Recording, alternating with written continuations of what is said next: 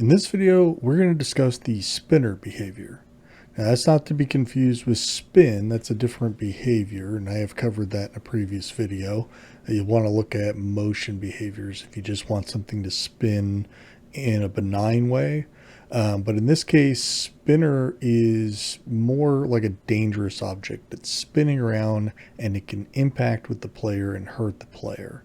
So for this, I've decided to recreate a scene that you might recognize from a movie that, I won't mention here. We're in big trouble. Mr. Walkie is going to like this. To say it's about a factory, and in that factory, the people sample a certain drink, and when they sample the drink, they find themselves floating. And they're floating up, and they're having a good time. They're enjoying themselves. They're floating with the bubbles. Pretty soon, they're getting close to that fan. And if you've ever wondered what might happen if they got really close to the fan, well, as you can see, it wouldn't have ended well. So let's take a look and see how that's set up and what's different about this versus spin. So first, let me just break down the scene. I've got a trigger zone here that's being automatically activated as soon as I start the scene, which is important because the behavior must be activated by either a switch or a zone. And that, of course, is logic linked up there. And I had to get us up there, so I used this climber object, the climber behavior. And again, that's covered in the motions video in case you're curious. But that kind of simulated the float up to the fan. And then here, I basically just duplicated the fan object so that it would have the sense of a blade behind the vent. And we have here a physical object. I've got it set to is immobile equals yes, meaning it's not going to move. And here's the spinner behavior. And like I said, it's very similar to spin, but the key difference, well, there's a couple of key differences. One, it does need to be activated, like I mentioned before, and then it can damage the player.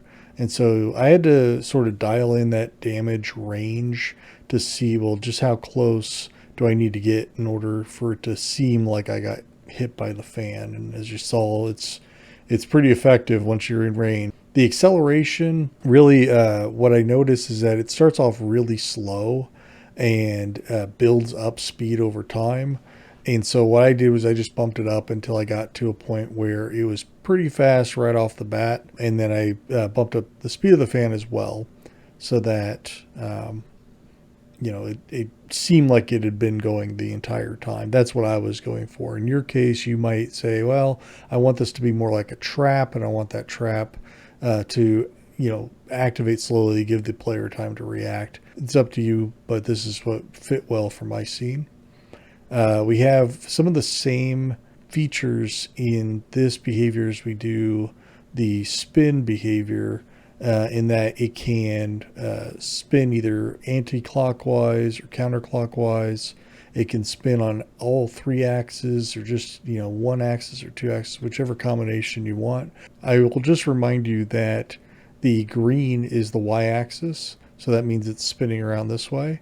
X is the red axis, and blue is the z-axis. So just bear that in mind when you're selecting which axis to spin on. And you can spin multiple directions. I think it just depends on what you're going for, but in this case I couldn't resist trying to recreate the scene. All right, but that's it. That's the spinner behavior. Hope you enjoyed it. If you learned anything new, or if you just enjoyed the video, I'd sure appreciate a like down below.